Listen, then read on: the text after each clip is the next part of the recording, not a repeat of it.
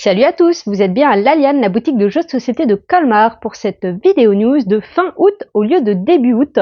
On est un petit peu à la bourre, on a été pas mal occupé avec l'affluence des touristes sur Colmar. Et il n'y avait pas des masses de nouveautés, donc finalement faire du contenu pour du contenu, on s'est dit no stress, on l'a fait quand on l'a fait. Et nous voilà. Avant de parler quand même des quelques coups de cœur qu'on a eu pour cet été, les jeux qu'on a pas mal sortis, montrés, joués nous-mêmes, on va vous parler des prochains événements dans le coin. La brasserie du Grienne qui fêtera ses 6 ans le vendredi 29 et le samedi 30 août. Grosse fête, plein de concerts, des food trucks et l'association de jeux Portail Ludique sera là pour animer des jeux le samedi après-midi de 13h à 17h30. Donc si vous êtes fan de jeux et de bonne bière locale, n'hésitez pas à y passer. Vous nous verrez sans doute traîner là-bas le soir après le travail. Autre information importante, notez-le dans vos agendas parce qu'on n'aime pas quand vous êtes devant la porte et qu'elle est fermée. Mais il y a un moment, il faut bien qu'on prenne des petits congés aussi pour se reposer. On sera donc fermé du lundi 15 septembre au dimanche 28 août. Et en plus, on en profite comme chaque année pour aller 3-4 jours à Vichy, voir toutes les nouveautés de fin d'année. Donc évidemment, la prochaine vidéo news n'arrivera que mi-octobre, le temps qu'on revienne, qu'on tourne, qu'on monte. Et dans cette vidéo news, on verra un petit peu toutes les nouveautés de fin d'année. Comme nous serons en congé, mais qu'il y a une sortie Magic, le jeu de cartes à collectionner, édition Spider-Man, on pourra pas faire les avant-premières comme d'habitude. On a donc délocalisé les avant-premières à la ludothèque de Célesta, la Ludo Céleste, qui vous proposeront donc ces avant-premières le vendredi et le samedi, donc c'est le 20 et le 21 il me semble. Vous retrouverez toutes les informations en description, je vous mets le lien de l'événement qui est donc en co-organisation avec la Ludo Céleste, qu'on remercie grandement pour permettre à nos joueurs de quand même faire ces avant-premières même sans nous. Thank you very much. Et maintenant, on passe à nos coups de cœur.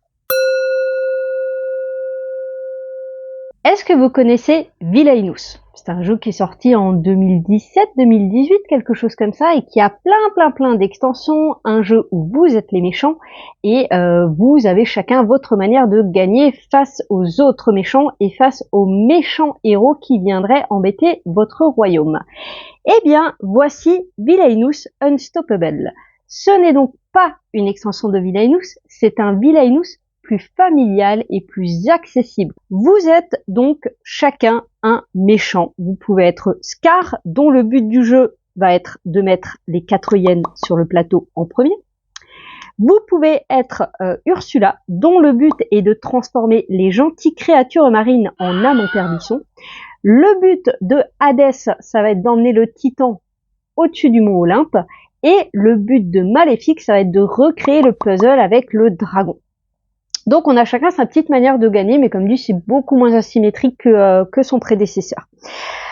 La mécanique est assez simple en soi, même si c'est quand même un jeu qui va demander de l'anticipation. On a 4 cartes en main. À son tour, première chose, on va jouer une carte pour se déplacer. C'est une obligation, on ne peut pas rester où on est. Je vais donc jouer une carte de ma main que je mets dans ma défausse et j'utilise uniquement l'icône de déplacement qui me dit de me déplacer de 2 cases. Je fais donc 1, 2. Je suis pour l'instant dans mon royaume. Je suis Scar. Je vais pouvoir après aller sur le plateau central, mais jamais on ira dans le royaume des autres. Donc je me suis déplacée de 2 cases et ensuite je peux faire l'action du lieu qui la plupart du temps va demander de jouer une carte, mais là c'est pas le cas, il y a marqué 2 jetons pouvoir, je vais donc récupérer 2 jetons pouvoir, puisque le but ce sera de les utiliser pour jouer des cartes.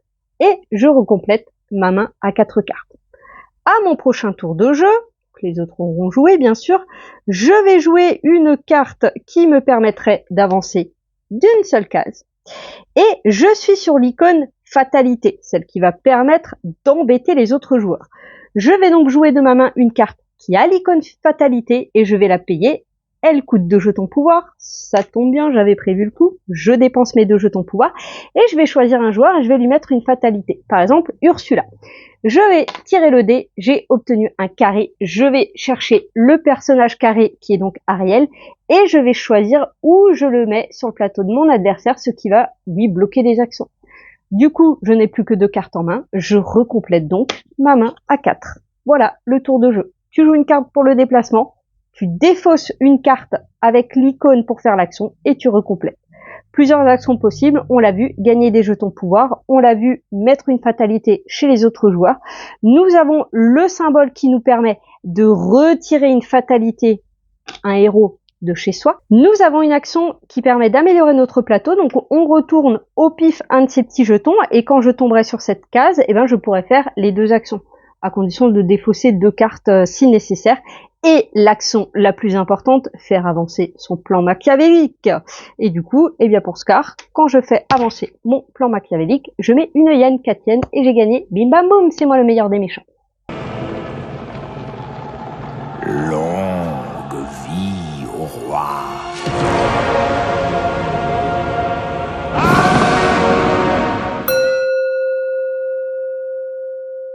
Alors, en juillet, avec Léa, on a décidé d'acquérir un tableau parce qu'on avait envie de pouvoir consigner toutes les parties qu'on fait. C'est vrai que Léa gagne plus souvent que moi, mais j'avais envie de me challenger. Je me suis dit, s'il y a une bière à la clé, peut-être que je serais meilleure. En juillet, on a fait une petite 50aine de parties. On a évidemment beaucoup joué à Zénith.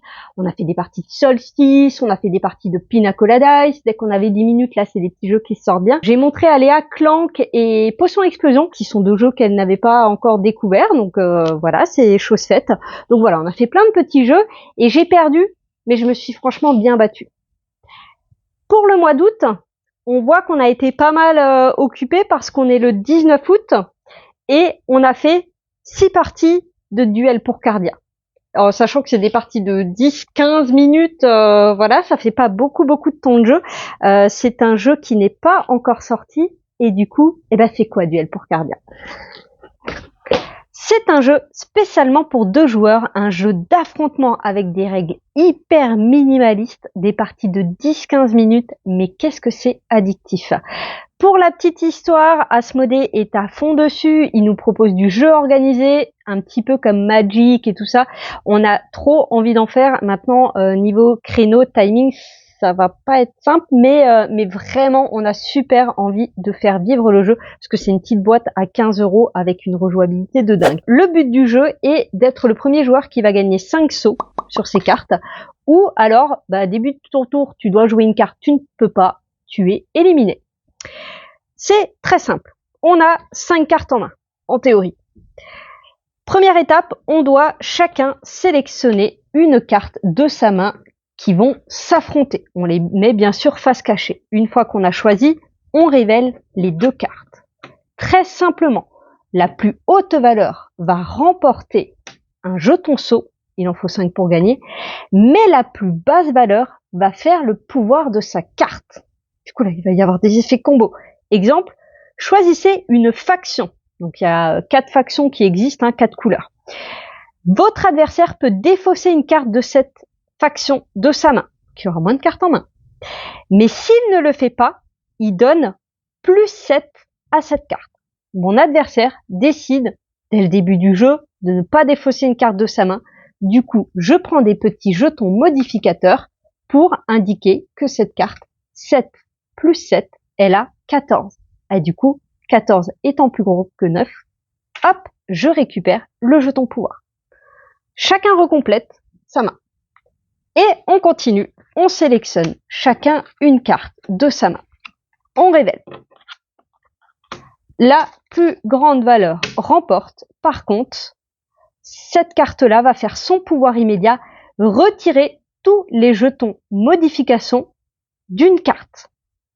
Cet adversaire décide de m'enlever tous ces jetons. Ma carte étant de nouveau plus faible, il récupère le jeton. Et on repioche. Et c'est reparti. Hop. Et hop. Le 15 étant plus fort, il remporte le jeton. Évidemment, plus une carte est forte, plus le pouvoir serait super fort. Mais c'est très difficile de pouvoir faire le pouvoir quand la carte est forte. Elle va plus facilement gagner le jeton. Et le trésorier a un pouvoir permanent qui s'active, qui dit la carte qui a remporté la rencontre précédente vaut un saut supplémentaire. Du coup là, je suis à 2 contre 2 et on recomplète et etc. etc.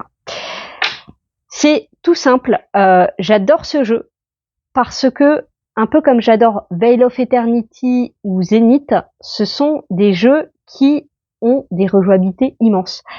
Pour l'instant, vous l'avez vu sur le tableau, on a fait 6 parties avec Léa, mais moi j'ai fait une quinzaine de parties à côté, et je découvre encore des combos possibles. On a le deck 1, on s'affronte toujours avec le même deck. Dans la boîte, on a des decks 2 avec d'autres pouvoirs. Il y a des cartes lieux qui vont modifier un petit peu les règles de base, du genre, au lieu de repiocher une carte à la fin, j'en repioche 2, mais j'en mets une en dessous de mon paquet. Donc j'ai un petit peu plus de choix. Un autre lieu nous dit qu'on gagne la partie quand on a gagné consécutivement 3 sauts. Du coup, ça va vraiment apporter pas mal de variabilité, j'aime beaucoup. On peut aussi modifier les decks, c'est-à-dire qu'on pourrait prendre des cartes du deck 1 et du deck 2. Alors les valeurs sont indiquées en plus, on sait exactement, on va vraiment pouvoir contrôler, tiens, toi t'as joué ça, on peut regarder ce qui a été défaussé, donc tu sais exactement à un moment potentiellement les cartes que l'autre joueur a en main, donc ça peut être hyper calculatoire tout en ayant des règles comme dit super simples. Et on peut en fait grignoter entre le deck 1 et le deck 2 tant que chaque valeur n'est présente qu'une fois et que les deux joueurs ont la même carte. Donc voilà, celui-là vraiment venez le tester en boutique. Comme dit, on va sans doute faire du jeu organisé dessus parce que c'est hyper addictif et toute petite boîte. Moi, je vois déjà à l'avenir, il y aura sans doute d'autres boîtes qui pourront se combiner avec des nouveaux decks et tout. Ouais, c'est trop cool. Duel pour Cardia, je suis hyper fan. On termine cette sélection coup de cœur avec un jeu d'ambiance, de culture. Si vous aimez TTMC, Coucou. Personnellement, le plus proche gagne. Moi, je le trouve encore mieux, encore plus funky et encore plus accessible. C'est un jeu qui se joue de 2 à 20, donc à partir de 5, on va jouer en équipe, de 2, de 3, de 4, ça marche très bien. On a fait des parties à 2, on a fait une partie à, je crois qu'on était 9 ou 10, ouais, on a fait des équipes impaires, ça a très bien marché. Le but est donc de gagner des médailles et de les mettre autour du cou. Ce moment unique. C'est hyper satisfaisant. Et attendez, quand vous commencez à en avoir 2 et qu'elles font gling gling entre elles, j'adore. Chacun notre tour, nous allons sélectionner un thème. On aura des médailles devant soi. Si c'est pas égalité entre les joueurs, on met le reste au centre de la table. Chacun notre tour, on va choisir un thème. Par exemple, comme Loufoque est déjà devant moi, je vais décider de prendre une question de Loufoque que je lis à tout le monde, y compris moi. En 2023, combien de fois le monstre du Loch Ness aurait-il été aperçu? Nous allons tous indiquer secrètement une réponse chiffrée. On attend toujours un chiffre. Le premier joueur ou la première équipe qui a trouvé une réponse va déclencher le sablier, ce qui met un petit peu de pression aux autres. Et on révèle chacun notre réponse. Et là, tout est dans le titre du jeu. Le plus proche gagne. Donc, si je suis la personne qui est la plus proche de la réponse, j'avais la médaille loufoque devant moi, je la mets autour du cou. Si elle avait été devant un autre joueur, je lui aurais piqué et je l'aurais mis devant moi. On peut mettre la médaille directement autour du cou en cas de tout pile, ce qui n'est pas évident, mais qui est possible sur certaines questions. Il faut avoir un certain nombre de médailles, ça dépend du nombre de joueurs d'équipe et c'est hyper satisfaisant quand on en a plusieurs autour du cou parce qu'on commence à les entendre faire gling gling, on sait que la victoire se rapproche. Comme on vous l'a dit, on a eu beaucoup d'affluence sur les tables, forcément, les gens sont en vacances, ils ont du temps, ils ont envie de jouer. En plus, on a eu des semaines de très mauvais temps, donc les gens jouent en intérieur, et on a eu des semaines de très chaud, donc les gens jouent en intérieur. En fait, tous les temps sont bons pour jouer.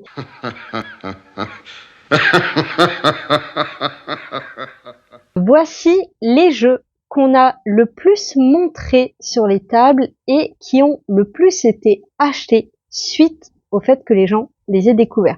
Donc ces petits jeux où tu te dis c'est trop bien, j'ai envie de repartir avec la boîte pour le faire découvrir. Le plus proche gagne, on vous en a parlé, en plus comme dit, je se joue déjà très bien à partir de 2, donc en jeu d'ambiance ça le fait très bien.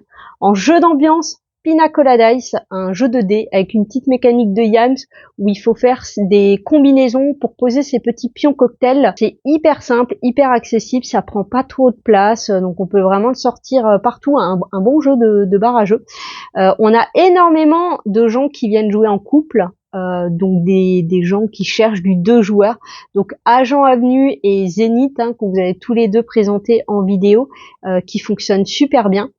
Link City, jeu coopératif de 2 à 6 joueurs où on va essayer de construire ensemble une ville. C'est hyper original, c'est le genre de pitch qui est un petit peu bizarre comme ça, mais quand tu y joues, tu te marres tellement. Et c'est un jeu qui est intergénérationnel. À partir de 8 ans, on peut jouer avec des enfants, mais potentiellement, selon avec qui on joue, on va avoir des discussions quelquefois politiquement incorrect, ce qui rajoute beaucoup d'humour à table.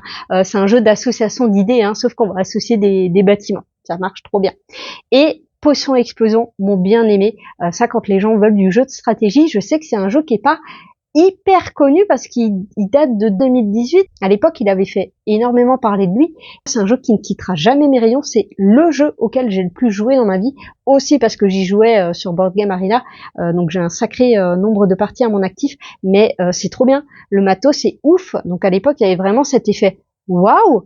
Et c'est un pur jeu de combo. Tu as plein de possibilités selon dans quel ordre tu décides de jouer tes actions.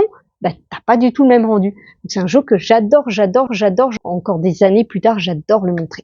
Pour finir, sachez que depuis quelques semaines, notre site internet est en ligne. Certains d'entre vous l'utilisent déjà et on vous en remercie. Les retours sont très bons. Apparemment, il est assez intuitif, il est bien renseigné. Donc, merci Léa aussi qui a fait un gros travail pour référencer les milliers de références possibles. Si vous voulez voir toutes les nouveautés, tous les jours, il y a des nouveautés qui arrivent que vous pouvez voir dans l'onglet nouveautés. C'est très bien fait. Vous pouvez faire des petites recherches en fonction du style de jeu, du nombre de joueurs que vous souhaitez. Et on a aussi un onglet précommande qu'on renseigne au fur et à mesure avec notamment les sorties de fin d'année. Donc n'hésitez pas à zioter et vous pouvez nous précommander des jeux en envoyant un petit mail. On vous souhaite une très belle fin d'été. À bientôt!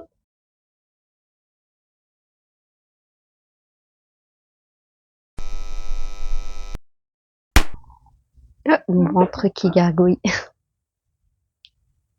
Chut. Je vais simplement, sans défausser de cartes, récupérer 2 jetons plus tard. Pouvoir. Combien de romans J.K. Rowling a-t-elle écrit? Merde, polémique. On va prendre une autre question. On va prendre une autre. Est-ce que vous connaissez... Oups. Vous allez indiquer une réponse numérique. Numéraire? Oh putain, je vais la refaire parce que... Chiffré. Chiffré. Ouais, comme ça, il n'y a pas de...